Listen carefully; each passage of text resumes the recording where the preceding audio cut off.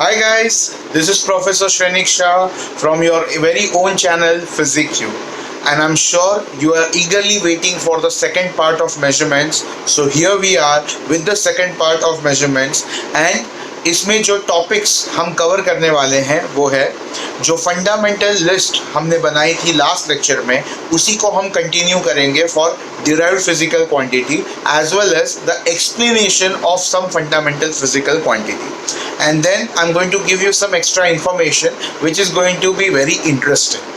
Okay, so let's go for it.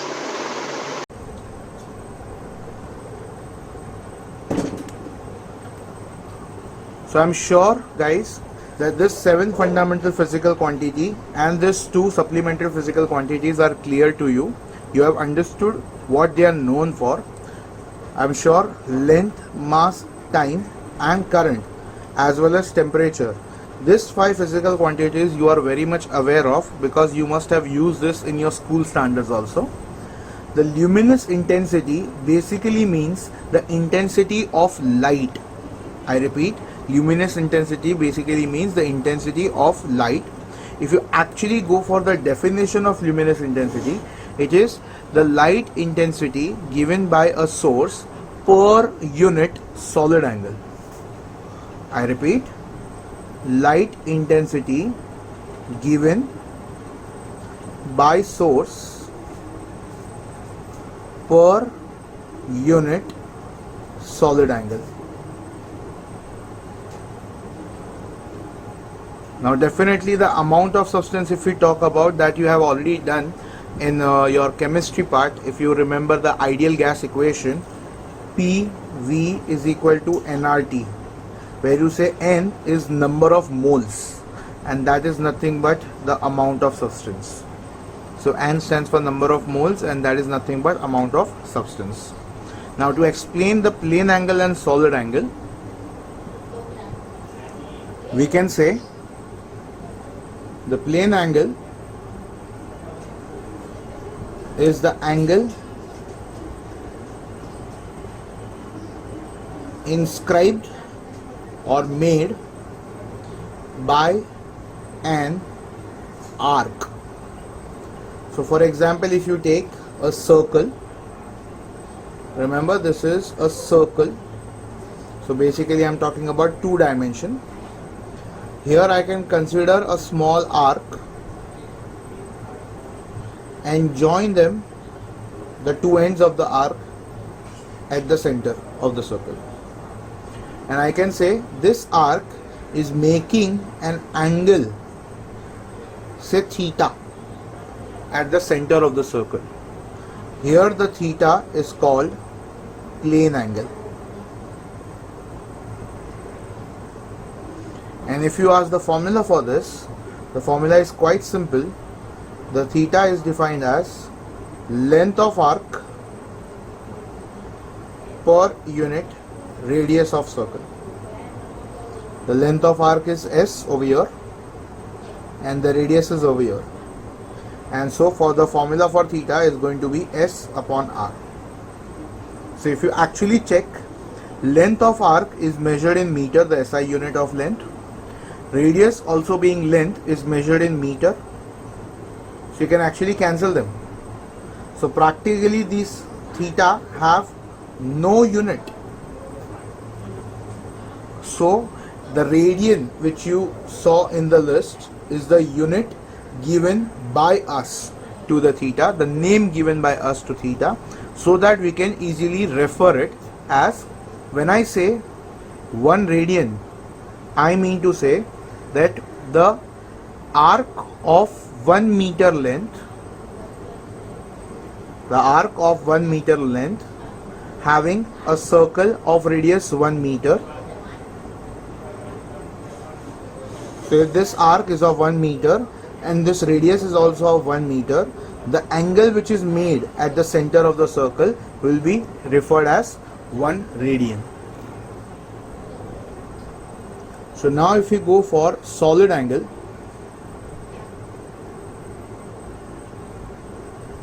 the definition for the solid angle is the angle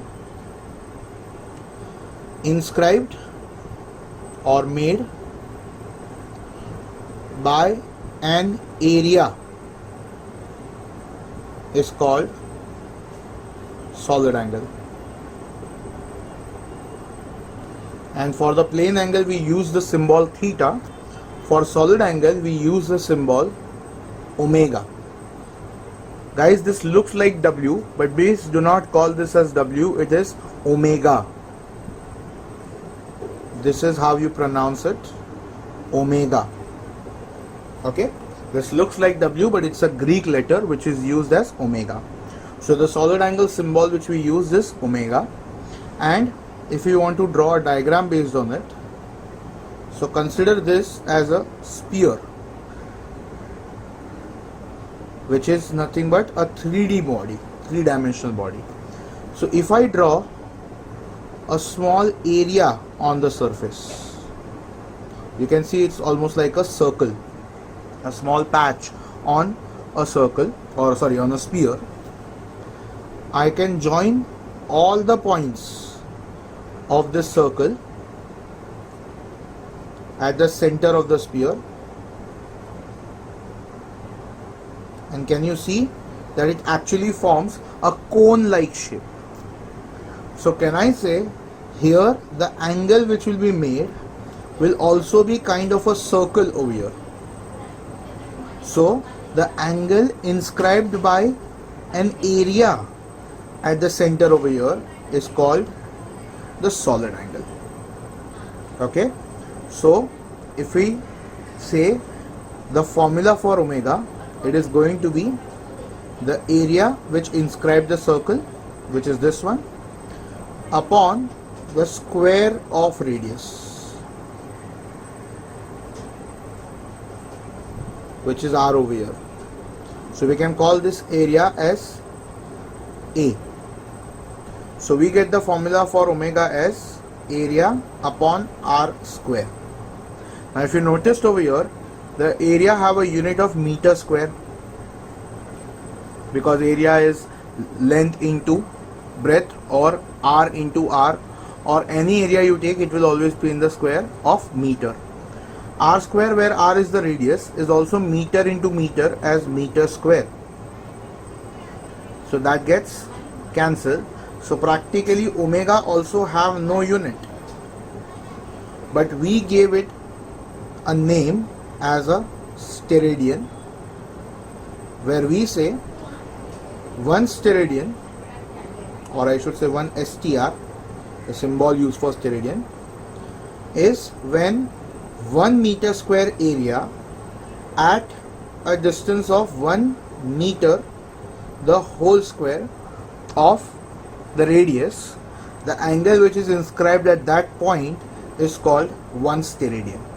So if the area of the circle is 1 meter square and the radius for that sphere, where we are using the sphere as a reference, the radius is also 1 meter, then this ratio will give me 1 steradian as a solid angle made by that area or in the center of the sphere. So this was solid angle. So now we go for derived physical quantity and units. Now if you remember, the derived physical quantities are those physical quantities which are dependent on the fundamental physical quantities. Correct? So here in the list, the first derived physical quantity we are going for is area. Now area you can take of square, of rectangle, or of circle, or of any shape. By default it will always be some length into some breadth, or it would be of pi r square, but it will always be meter into meter, making the unit as meter square. So that becomes the unit of area. The second one is, say, volume, which we know it is length into breadth into height, and that makes it meter into meter into meter as meter cube. So now the next derived physical quantity we can go for is density. And I hope you know the density is defined as mass per unit volume. Now we know mass is nothing but kg, and volume we have just derived as meter cube. So the unit of density becomes kg upon meter cube. The next one in the list is speed, which is actually measured as distance upon time. Distance is measured in meter, time is measured in second. So the unit of speed becomes meter per second. The next we have is the acceleration,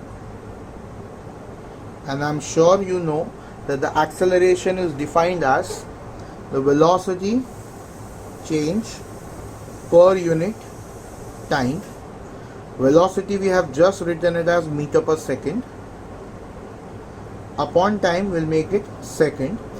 That becomes meter per second square. So the acceleration unit will be meter per second square. So here I give you a minute to copy down all these 5 derived quantities and their formula and unit in the same way in your booklet or in your notebook, and then we can go ahead.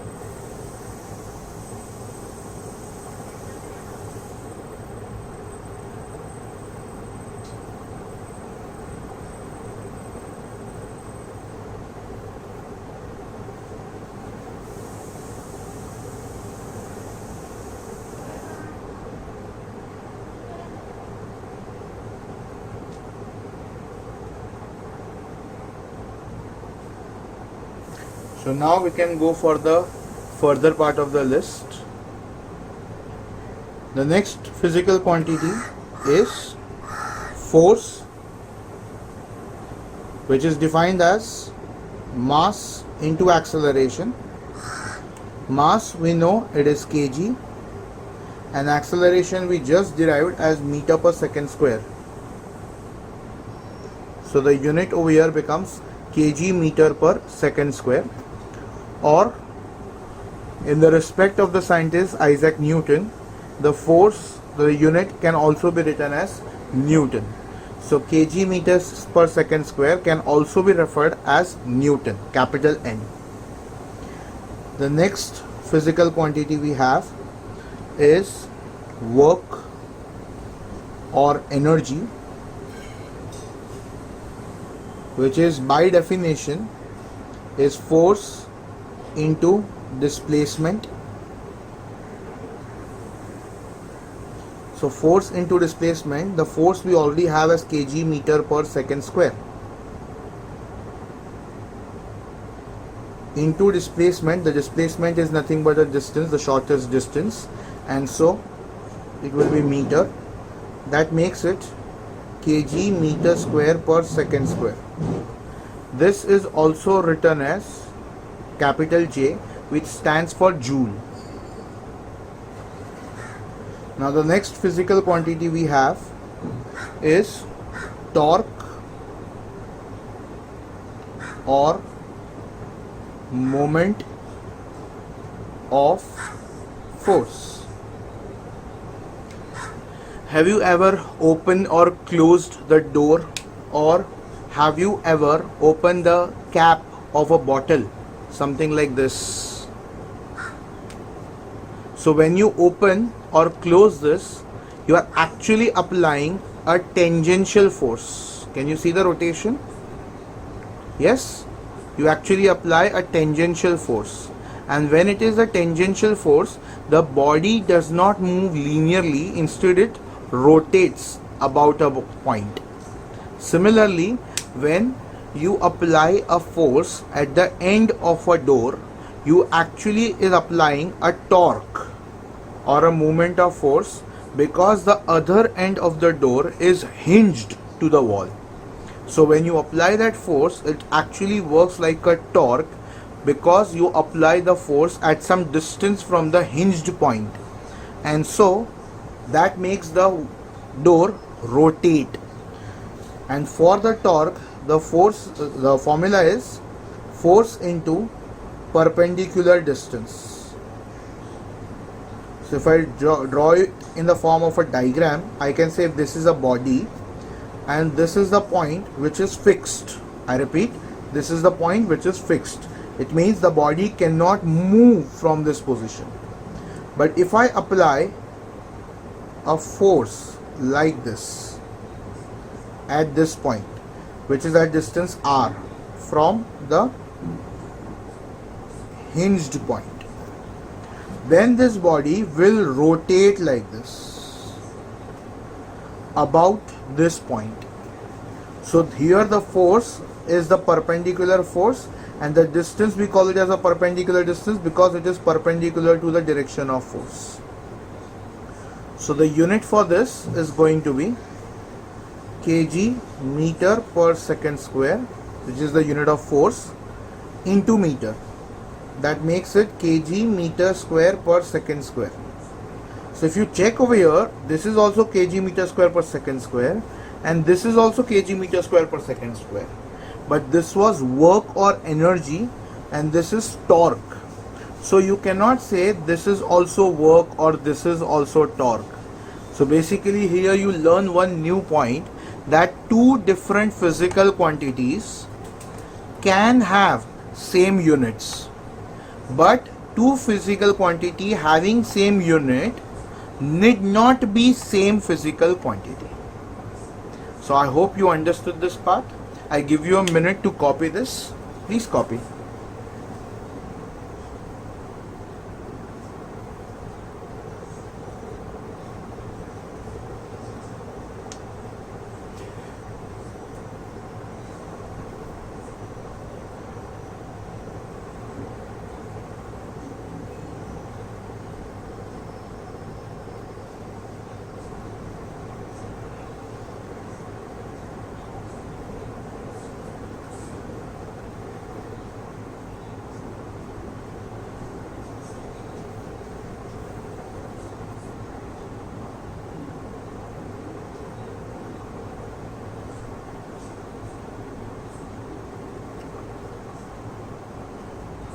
I hope you are done copying the entire three physical quantities along with their formula and unit. So we can go ahead. So the next physical quantity we can go for is momentum. The definition of momentum, the formula is product of mass and velocity. Yes, so that's the formula, mass into velocity. Now we know mass unit is kg, and the unit of velocity we have derived as meter per second. That becomes the unit of momentum as kg meter per second. So the next physical quantity we have is power, which is actually defined as energy per unit time or work per unit time. Now we know energy, the unit of energy is kg meter square per second square, upon the time will be second. That makes this unit as kg meter square upon second cube. Now this unit for power is also known as watt, W-A-T-T, or the symbol used is capital W. Now if you noticed over here, when I wrote omega, I wrote W like this. Can you see the curve over here? And here the curve is pointed.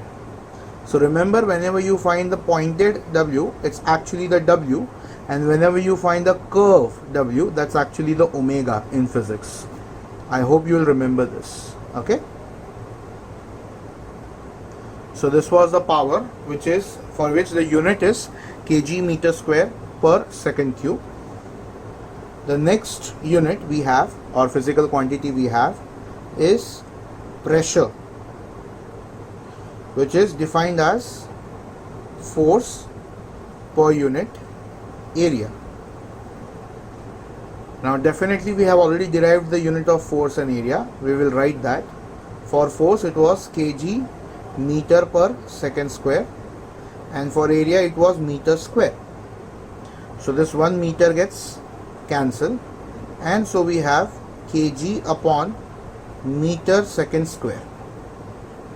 Kg upon meter second square. Now this unit and SI unit is also known as Pascal, or the symbol used for that is capital P small a. So I hope you are clear with this physical quantities and their units. As I said, you need to remember this, so make sure you write this properly. Again, I give you some time to copy this.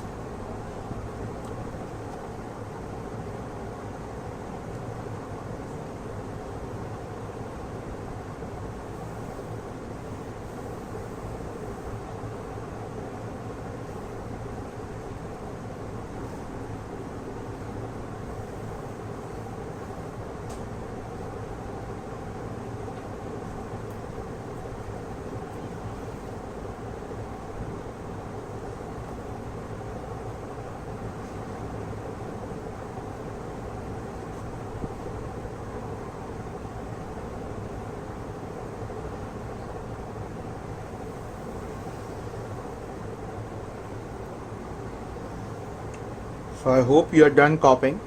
Now we can go ahead. Now the next physical quantity we have is number 12, frequency. The definition of frequency is that it is reciprocal of time. So 1 by time makes it 1 by second. So 1 by second is the unit of frequency, and it is also named as HERTZ, Hertz, or also written as HZ, where H has to be capital, Z has to be small. So that becomes the unit of frequency. The 13th one, is electric charge.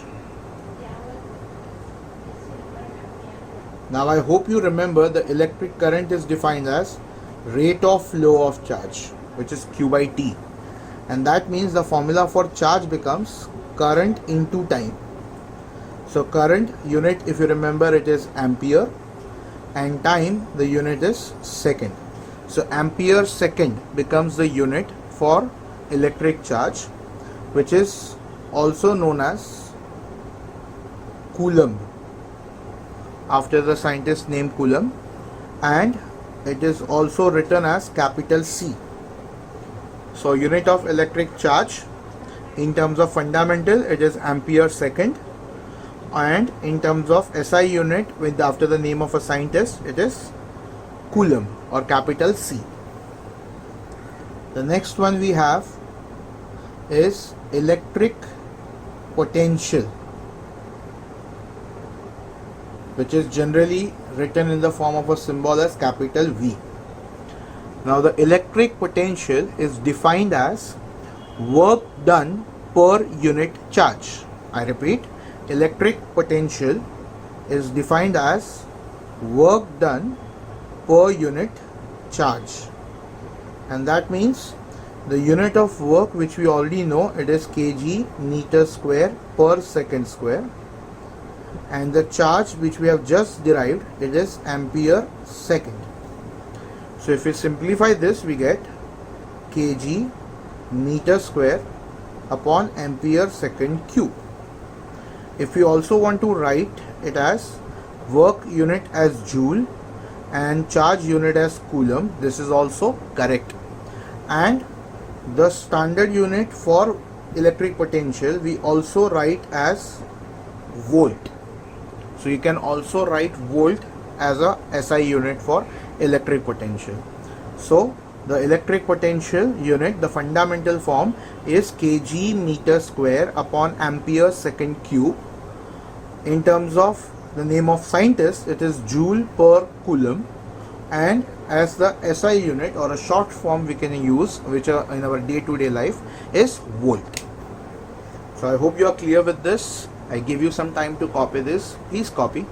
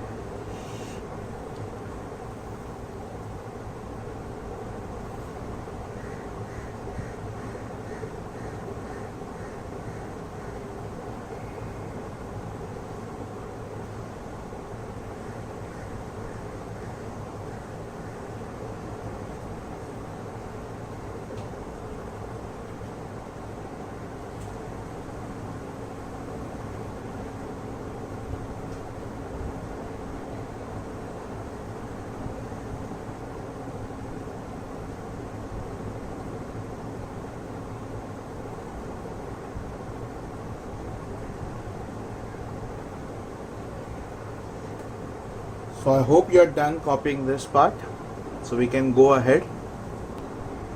Now we have only two physical quantities left in our list. The second last one, which is the 15th one, is resistance. I'm sure you have done Ohm's law in your school, where you must have come across this formula: V is equal to IR. V is the potential difference or electric potential, I is the current, and R is the resistance. So can we say R is going to be V upon I? V is the same as this electric potential which we have just derived. So we can directly write the unit from this. So we can write this as kg meter square per ampere second cube upon current as ampere. That makes it the final unit as kg meter square upon ampere square second cube. This becomes the standard unit or unit of resistance in terms of fundamental. We also know that the resistance is written as ohm or a symbol like this. So you can also write this unit as a ohm, because every time when you solve a sum you cannot keep on writing this as a unit of resistance. And so to simplify it and obviously give respect to scientist named Ohm, we have given the resistance unit as ohm. The symbol is this, it's a Greek letter again. Now the last physical quantity we have in our list is electric power. The power which we did before was defined as work per unit time or energy per unit time. The formula for electric power is actually V into I. So basically the ratio of V and I gives you resistance, and the product of V and I gives you electric power. That's how you can remember.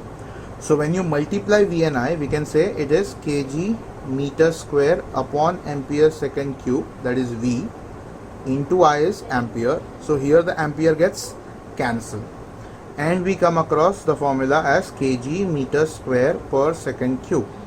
Now if you remember or refer the list which you have already copied, the unit of the normal power was also the same, and that means we can write this also as watt or symbol as capital W. So the unit of electric power or the normal power is exactly the same. So here we come to the end of your derived physical quantities. I give you 2 minutes to copy this particular part. Please copy.